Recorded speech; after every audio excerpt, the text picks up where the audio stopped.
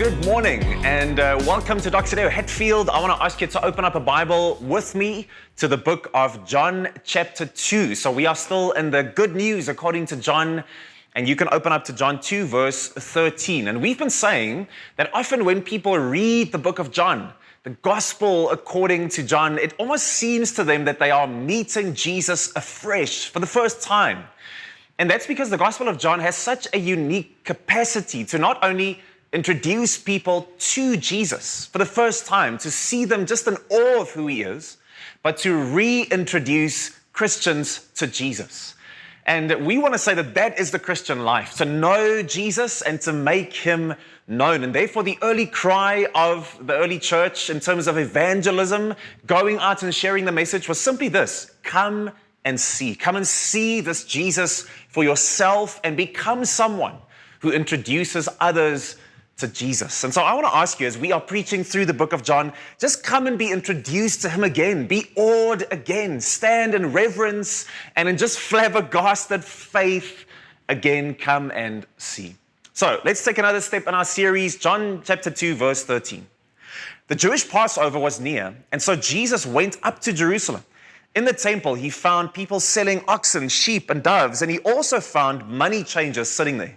And after making a whip out of cords, he drove out everyone of the temple with their sheep and oxen. He also poured out the money changers' coins, and he overturned the tables. He told those who were selling doves, "Get these things out of here. Stop turning my Father's house into a marketplace." And his disciples remembered that it was written, "Zeal for your house will consume me." So the Jews replied to him, "What sign will you show us for doing these things?" And Jesus answered, "Destroy this temple, and I will raise it up in 3 days." And therefore the Jews said, "This temple took 46 years to build, and you will raise it up in 3 days." But he was speaking about the temple of his body. And so when he was raised from the dead, his disciples remembered that he had said this, and they believed the scripture and the statement Jesus had made. What a scripture. Jesus goes full WWE and he lays the smackdown on all the jabronis, right? That's what it feels like this passage is trying to say. But I want to say, outside of all the theatrics of what's happening in this passage, there's actually something more shocking. And that's the statement that Jesus makes. And that's not strange to him. All over the Gospels, Jesus makes some pretty shocking statements. He'll say things like, if you want to follow me, you have to hate your parents. He says there are some sins that can be forgiven, of course, but there's one sin that can never be forgiven. Or he'll say something like, it's easier for a camel to go through the eye of a needle than for a rich person to enter into the kingdom of God. And we hear these things and we say, outrageous, crazy. This is upsetting. This is offensive. And especially if not in context, we don't really get what he's trying to say. But in this passage is one of those absolutely outrageous statements. Jesus says, but he was speaking about the temple of his body. And of course, no one is on the edge of their seat. You're like, come on, Joe. Like after the whole needle, camel, sin, hating your parents, seriously, this is supposed to be a shocking statement. And the reason we don't find it shocking is because we don't understand how ancient Near Eastern people saw the temple. Temples in general, but especially for the Jewish people, how they saw the temple. So there's a bit of translation that needs to happen.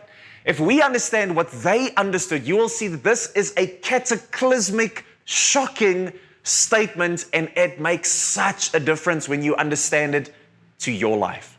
So we're going to ask 3 questions today, something of a why, how, and what kind of deal. So let's jump into our first question. Why is the temple so important? You see, over the centuries, Passover, this festival that the Jewish people would celebrate, where God passed over certain families because of his grace, and he rescued them from Egypt, he rescued them from slavery. The Passover festival was a time to re-engage that narrative and to celebrate the goodness and faithfulness of God. And over the centuries, Passover had also become something of a pilgrimage. Almost like today that Muslims would still make a pilgrimage to Mecca. It became this pilgrimage to the holy city of Jerusalem. And people by the tens of thousands, Jewish and non-Jewish people wanting to engage God, they would flock to the holy city. And what we understand now is that the temple had basically 3 courts to it. The inner court basically housed the temple structure itself, and this was called the priestly court. And then the court around that was the court of the people, where the Jewish people would congregate. And then the third court would be called the court of the Gentiles, the non-Jewish people. That's as close as they were allowed to come because of Jewish law. And it's in this third court that the whole hullabaloo with Jesus laying the smackdown on these people, that's where this was happening. Now, why is that an issue? So think about this. People, tens of thousands of them, descend upon the city and this temple. It is chaos. And all these people coming from basically every country in the then known world, they can't just bring oxen and animals and all these things with these massive trips of hundreds of kilometers, and they are bringing their own foreign currency, obviously. So for them to come and buy something of an offering that they can bring before God in the temple, they need to exchange their foreign currencies for local currencies. And now this outer court of the Gentiles has become basically, if you can imagine, all the bartering and the money exchanging and the animals and the slaughtering and the sacrificing, all of it. This has become like the worst version of a marketplace you can imagine. It's chaos. It's loud. It is boisterous. It is absolutely chaotic. And this is the place where supposedly those who are not Jewish, who do not know Yahweh, who are coming with an earnest heart to come and see who this God is, this is what they are met with. And the whole thrust of the Old Testament that God's people and His temple and His place would be one, it's a prayer space for the nations. It's, the outer court is there where the Jewish people come to share the good news of a God of grace. And it had descended into chaos. You see, what does the temple represent? We maybe think, well, that's not such a big deal. It's a crazy market, but it's not that big of a deal. No, it is. If you understand what the temple represented to the Jewish people. We think, well, temple in our modern age is like a religious space, like a Buddhist temple or Hindu temple, something like that. But yes, it was that for the Jewish people. It's where heaven and earth met. It's where God came to dwell with His people in that time. But it was more than that. For the Jewish people, the temple represented the center of all of Jewish identity. Yes, it was religious, but it was also the place of government and judicial law and religious life and taxation. The temple set the moral and judicial and even the very national identity. It set the pace for all of that to the Jewish people. They had no greater pride. Nothing represented the very center, the greatest core identity of the Jewish people than the temple. And remember that God had said, I am calling the Jewish people to bring my good news to all the nations, Genesis 12. I bring my good news through the Jewish people. It isn't news to them, but it's also through them. I've chosen you sovereignly as a people to come and proclaim who I am to the nations. You have been chosen, you have been called, you've been commissioned as a people to bring who I am to the nations, and this is what has become of it. You have lost your way. It has become instead the temple of a place of God's sufficiency, God dependency, to a place of economic self-sufficiency, of self-worship. This is our place. This is a place where we run according to our standards, according to what makes us look powerful instead of God. It was a tragedy, and Jesus was coming to confront it. So the second question then for us is, if that's what a temple meant, why was it so important? Here's the question to us today. What does Jesus find in your temple and in mine?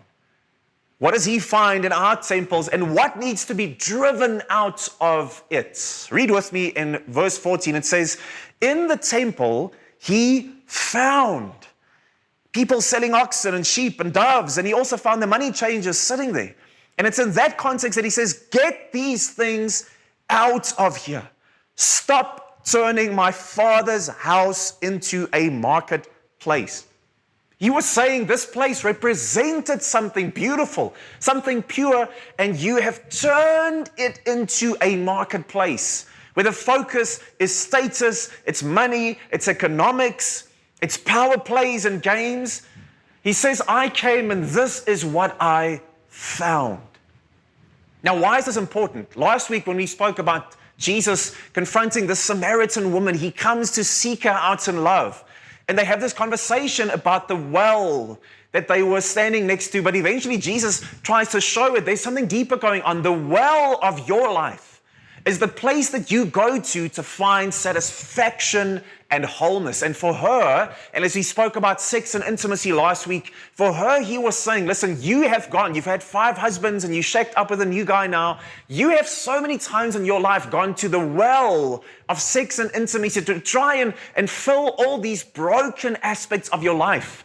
The wells that we go to for satisfaction, for joy, for hope, they are not fulfilling us. And today, almost like, the other side of the coin, Jesus saying the wells are the places of satisfaction and joy, fulfillment. But guess what? There is also the temple of our lives. Not just what is the well of your life, but what is the temple of your life? Because the temple of your life, it represents security, it represents identity and purpose. And let's be honest, for most people, if the wells we go to try and fix our brokenness is sex and intimacy, for most of us today, we go to the places of vocation, status, and money to find our identity, to find our purpose, to find some sense of security. Just like the Israelite people, we have exchanged. We've turned the house of God, the house of God being our life, the temple. We have turned from a place of God dependency into a place where I find who I am and what I do and what I own and in what I have. See, Jesus often lovingly, like with the Samaritan woman, he leads us to see the insufficiency of our wells to truly satisfy us. And other times, he comes to lovingly confront our temples, turn the tables of our hearts over and say, let's drive out these things that are lesser gods. So if Jesus were to come to the well of your heart, last week we said, what would he find there? And we said that he's not just simply offering to reform the well of your heart. Just fix it a little bit. Oh, Jesus, just please fix my marriage that I'm so dependent on. Oh, Jesus, please just get me off of porn. No, he says, I want to do more than just reforming your well. I want to become the well of your life. I want to become the wellspring of true satisfaction and joy, because then your marriage will find its rightful place around me. Then your sexuality will find its rightful place around me when I become your true joy and satisfaction. Otherwise, marriage and sexuality will eat you alive. If it is your well, you will never be satisfied.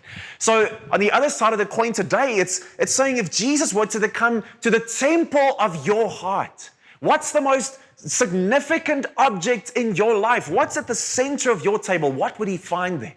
At the center of your temple. And he offers again so much more than simply reforming your temple. Just trying to move things around and just structure it better. No, like with the temple, he realized that this place has gone way over the cliff of what it was meant to be. And so again, you might say, no, Jesus, just come and help me sort out my financial debt.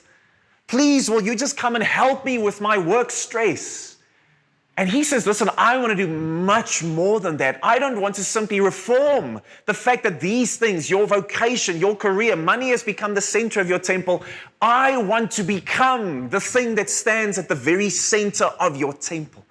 I want to become the most significant object of worship in your temple, because again, then your vocation will find its right place. Then money and finances will find its rightful place, not as things. Money and my career is what I worship in my life, and I use God to get it. But God is the center of my life. And money, career, status, significance, these things are employed to worship God. This is what Jesus was coming to do. A nation that once found their identity in who God is, His character, His dealings with them, His grace over their lives as Israel, the calling that He had upon them and through them. That nation had shifted to become a people who find their meaning in themselves, in their status, in financial security, in economic bartering, in politics. They had shifted from God to self. The temple's most significant object was no longer God. And in the same way, the way that the temple was run, what the temple is, and the way it was run, it signified, it represented the beating heart of the nation. What is of utmost importance to us. And Jesus comes to confront our temples, and he says, what is at the center of your temple represents the most significant object of worship in your life. What is the thing that gives you utmost identity, purpose, and security? You know, I can just be honest in saying that I've seen this in my own life and so many young adults and young working people in the church, that most students who are Christian, who are passionate for Jesus, they do not go on as young adults when they get into the workforce and they become a bit, self-sufficient financially. Most of them don't blow up their faith over the next couple of years where it's like hardcore pornography and drugs and sex and, they become full-blown and militant atheists and they reject God and they curse out God. No, most of them come to a place where Christianity just becomes a nominal issue on the side of their life. Because in the temple of their lives, God has not been completely, thrown out in anger, but their careers and status and the rat race and finances and comfort, that has become the true object of worship. And so all other objects have to find their place, even God and faith. Even Jesus needs to now bow around the true God of my life. My temple is organized around my God. That's what I see most often. And that's a tragedy. It's when we take the good things, status that God grants and money and means and my career, my skill set, these are such good things, good gifts of God. But when I make them the God things of my life, they destroy me. They disconnect me from the true source of life, and I run after. I'm willing to sacrifice my mental health, my marriage, my well-being, my faith in service of this God. And I don't blow up my faith as a young adult, but between 25 and 35, I just become a safe, nominal Christian, and faith just takes this secondary seat in my temple. And I want to challenge us, maybe, I'm speaking to myself today, the kind of community that we are forming here in Doxedo Hatfield. Are we the kind of community that's willing to do what Jesus does here? And that is to confront the temples in one another's lives. Jesus did not just look at what was happening to the temple as it represented the core, the beating heart of Israel, and just stand back and just ignore it. No, he goes in and he lovingly confronts the fact that they had lost their way. Friend, will you look at my life? Will I look at your life in the context of community here in Doxa Hatfield? And if I see that your temple is drifting away from a place of true worship of God, He is the most important thing, to a place where you find your actual status, identity, and security in what you can do and what you can own and what you can provide. Well, I see that and I just stand by. Or will we say no? We say, John 1, grace and truth community. Grace means I will stick it out with you in a relationship no matter what. But I will be truth, honest with you in a relationship no matter what. Are we willing to lovingly come into one another's lives and turn the tables over? Chase out some of those things and say, no, God needs to be at the center. Then vocation becomes a beautiful thing.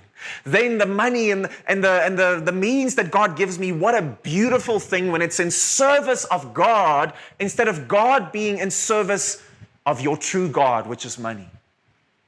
You know, there was this band I used to love as a young person, Switchfoot, and one of their most famous songs, they say, we were made for so much more.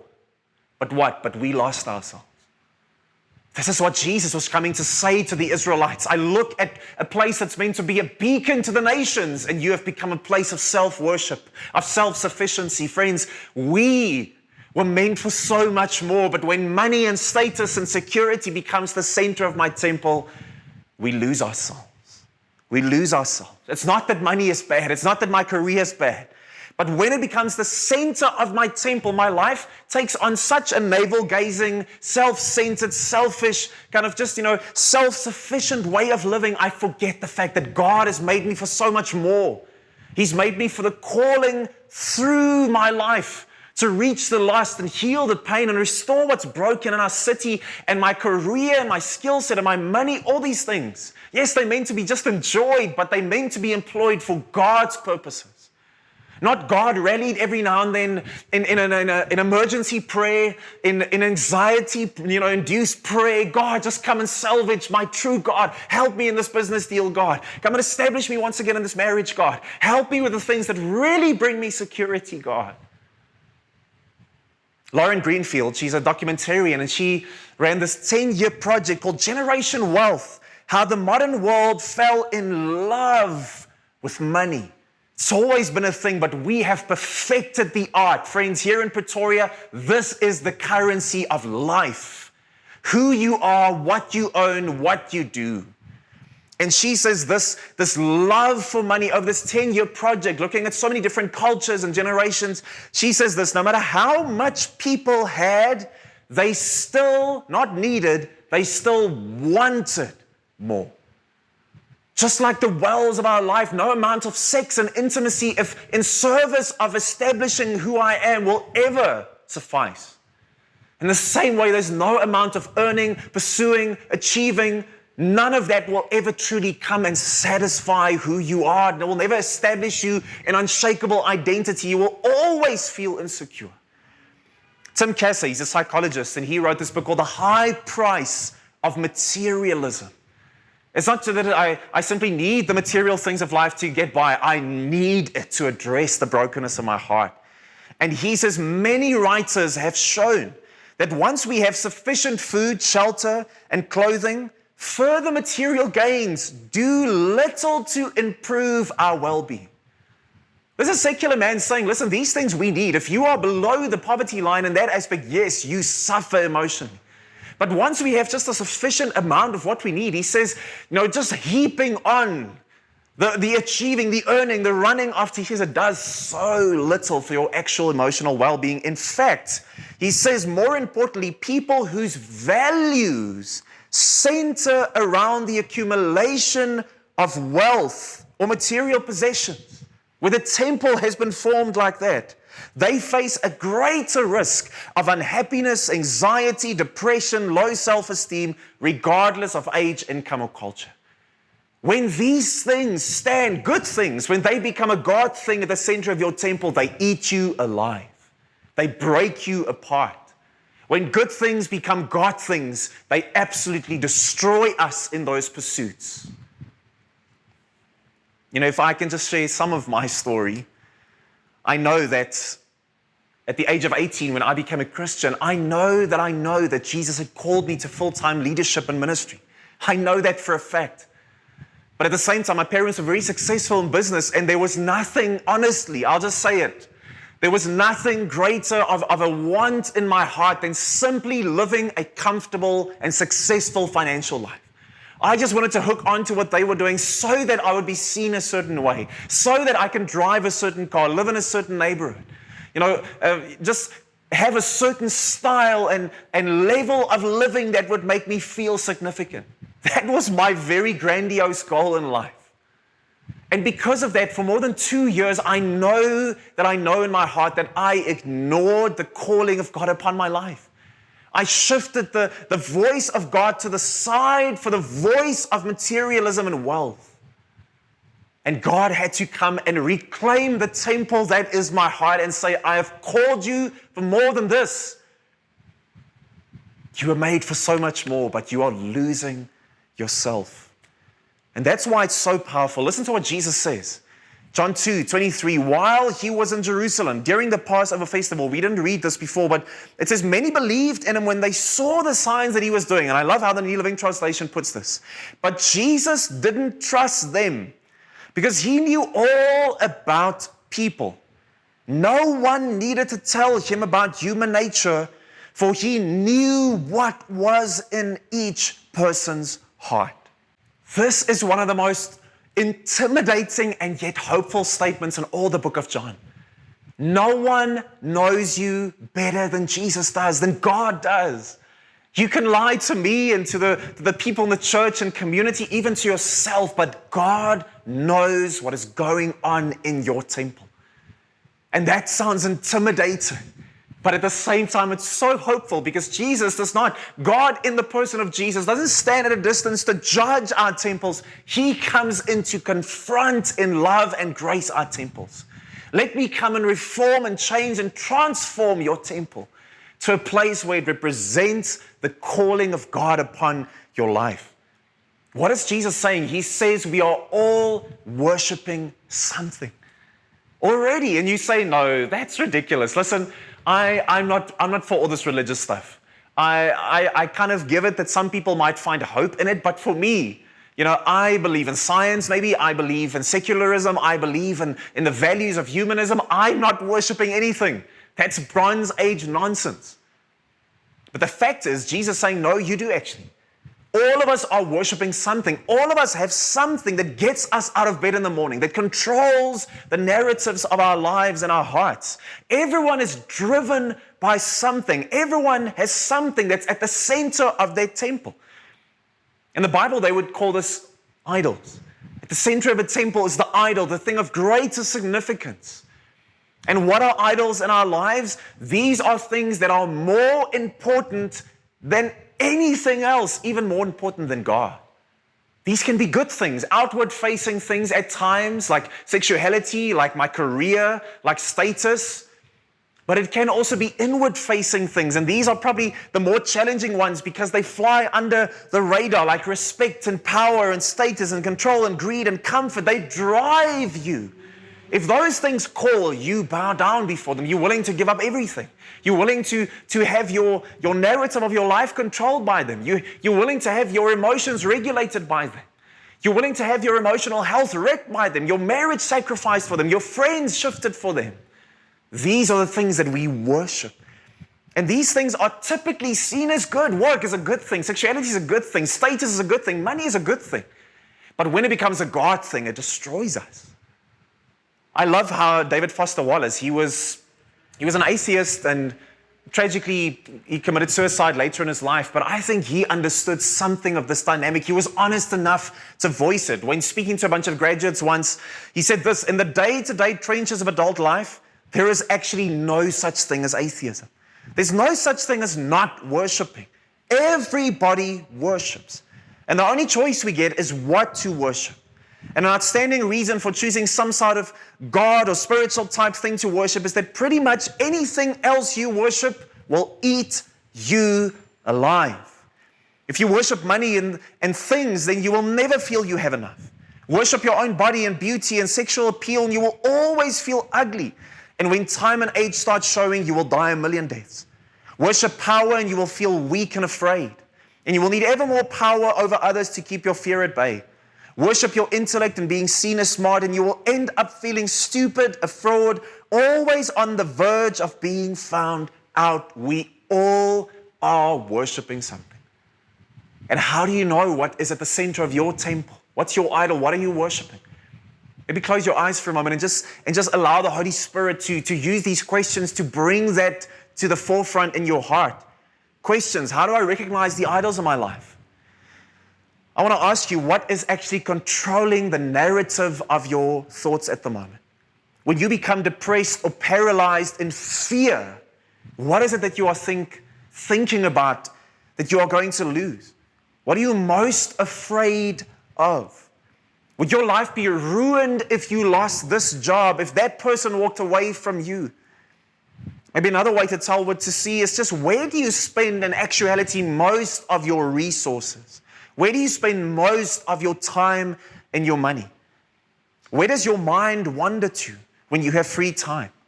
What do you habitually think about that gives you truly a sense of confidence and comfort and strength? We are all worshiping something. What does Jesus find in our temples?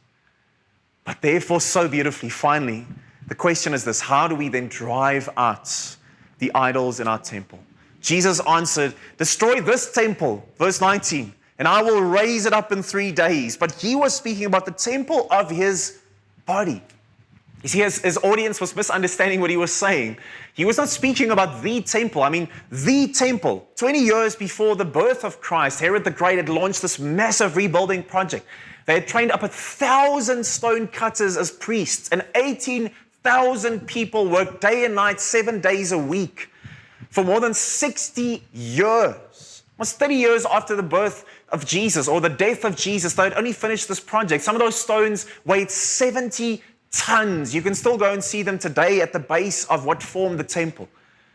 So by that time, they'd been building for 46 years, and you saying you're gonna raise up this temple, and then after 3 days you will reestablish it. That's crazy. Who do you think you are? But of course, what he was saying is this: because you have forsaken your calling, you have let the temple go away from what it was meant to be. I will come through my own life and sacrifice to reclaim what it was meant to be. I will become the temple on your behalf. I will reclaim your identity and your calling. I will come and take your self-worship, your idolatry, your brokenness, your hopelessness. I will come and take the fact that you have run after your career as your center. You have tried to fix yourself with money. You've tried to prove to yourself and your parents and your friends who you can be. And you have led yourself down a path of brokenness. You've sacrificed family. You've sacrificed yourself. You've sacrificed every rule you ever said you would never break. You've sacrificed your mental health. But I come to take that sin of self-worship, that brokenness, the enemy that so tries to take you further in that direction. I come and take all of that upon myself, and I become the new temple. And I come to reclaim you as what? Why can Paul all throughout the book of Corinthians 1 and 2 say this? For we are the temple of the living God. Verse 16, don't you yourselves know that you are God's temple and that the Spirit of God lives in you? For God's temple is holy, and that is what you are. You have been made for so much more. A life where God occupies the most significant object of everything. He's not just one of the irons in your fire. Where career and sexuality and status and money, it tells me who I am in this city. That's all that people want to know. If I'm around the sports field, people just ask you this one question: what do you do for a living? And that's all they need to know. And so maybe religion is just another iron in your fire, but Jesus comes to say, no, you have been chosen as a temple of God. You have been made as a place where the nations can come together, and the friends and neighbors and colleagues and family members can see that this is a life that's not just being dragged like the rest of the city and our culture down the path of eternal pursuit for these materialist things, but a life wholly given to God. I can entrust you with money and status and power and wealth and career because you have a God, and that God has a great plan for your life. You are a temple. That's why no one even argued with Jesus. When he overturned the tables, when he did all of this, they simply asked him, what is the authority that he's doing this by? Why? Because they knew it. In their hearts, they knew that he was doing the right thing. They just felt powerless to change it. By that time, the inertia, the momentum of this brokenness in the temple had gotten that far, that when a voice of reason spoke up, they just knew it. You know that your life is breaking apart at its most basic level when you are running after these things as your identity. You don't even argue with the Holy Spirit when he comes to say, let go of this in your temple. Let me come and reclaim your calling. You just feel powerless, and therefore you need to not today say, I make a new commitment, I will do this, I'll be better. You need to say, I give over. I give over to the one who has become the temple, to the one who said, I will take your brokenness and sin upon myself because I love you. I will take it into the grave. And in 3 days, I will rise in victory so that in faith, you can associate an identity with me, and once again, you will become God's temple. I will teach you how to be human once again. Put your faith not in your career or your skill set or your status, your bank balance, what you drive, where you stay, but put your faith and your trust in me. Let me make you a temple once again. Michael Whitmer says the typical scoreboard of life is so simple: success, stuff, status. What have you done? What do you have? What do other people think about you? But Jesus says this, verse 16, stop turning my Father's house into a marketplace. And when his disciples remembered in his death that he had zeal for the house of God, you are the house of God. And Jesus says, stop turning my house, meant for such a great calling, to seek out the lost, to come and heal the pain of our city, to come and restore what is broken. Stop turning this house from a place instead of relational connection to God in transactional living. Stop turning it into a marketplace and reclaim it as the temple of God. Come and see the Jesus who reclaims who you truly are.